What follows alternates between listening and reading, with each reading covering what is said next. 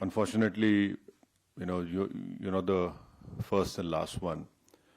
And because of that concern, our government has sent us over here and various delegations comprising of all party members of parliament to different parts of the world, so that the world knows the threat which India has been facing from last so many years.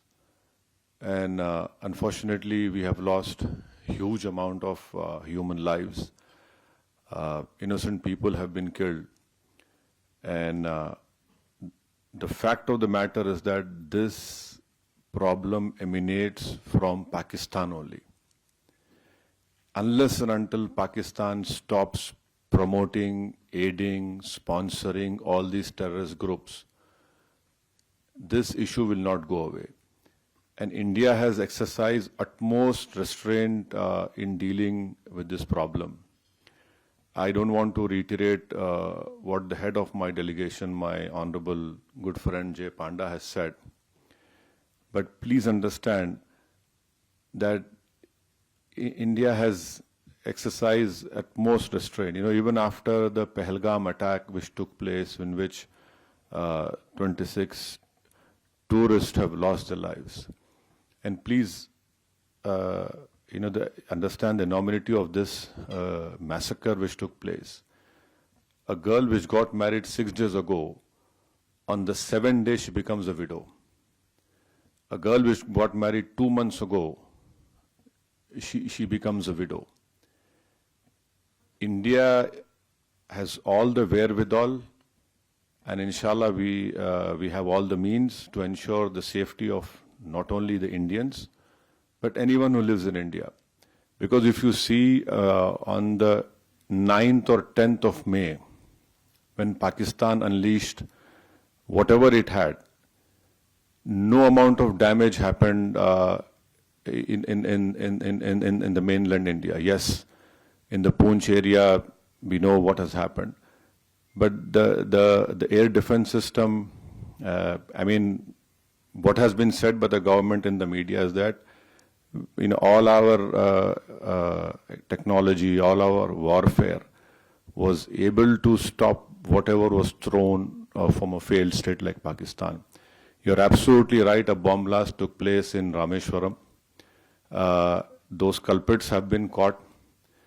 And let me also remind you that the 26/11 incident which took place in Mumbai, Ajmal Kasab was caught.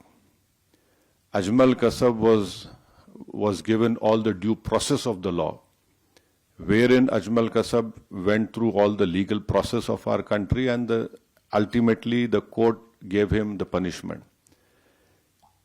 Even after that, the Indian investigators gave all the evidences which was required to the Pakistani government.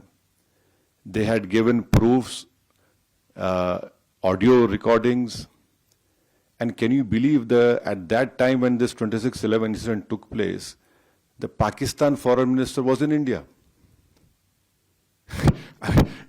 So this is a state which is not at all connected. It is not at all concerned about the safety and what the message that goes out. But unfortunately, because of Pakistan's intransigence, that trial didn't go further up. But when Bahrain was heading the FATF committee and Pakistan was put in the grey list, that trial proceeded. And after that, Pakistan came out of grey list, and unfortunately those people were convicted only in money laundering, not in terrorist charges.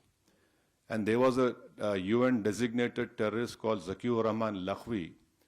I don't know where in the world the prison system is such that Mr. Zakiur Rahman is a designated terrorist, and by being in prison, his wife gives birth to a child. Now this is what Pakistan's legal system or the support of the state is concerned. So I can only assure you, with all the responsibility, that our government has taken all the steps to protect the life and limb of every Indian, and this government has made very clear, next time you take up this misadventure, it will be beyond what they are expecting. See, we don't want to reply in that way, but there is a limit to the patience of the Indians. You cannot go on and come into India and kill people. You cannot place bombs. The first terrorist suicide bomb took place in front of Jammu Kashmir Assembly. And you had Uri, Pulwama, and last year in July, terrorists had went and shot these Hindu pilgrims who were going that particular bus. 7 people were killed. So now I think so there is unanimity in our country, irrespective of whatever political affiliations we belong to. Yes, we have our political differences, but when it comes to the integrity of our country, it is high time that the neighboring country understands. And I would hope and request that the Bahraini government would help us in bringing back Pakistan in grey list of FATF. Because this money has been used to support those terrorists. And I'm sure our chairman, my friend Jay Panda must have told you that when we had bombed those 9 terrorist sites, especially Bahawalpur of LET, how is it that a designated terrorist is offering namaz-e-janazah of those people? I mean, there is a limit to this shamelessness. So you can be rest assured, and your family is our family. We understand your concern, but inshallah, hopefully, we will see the end of this menace very soon.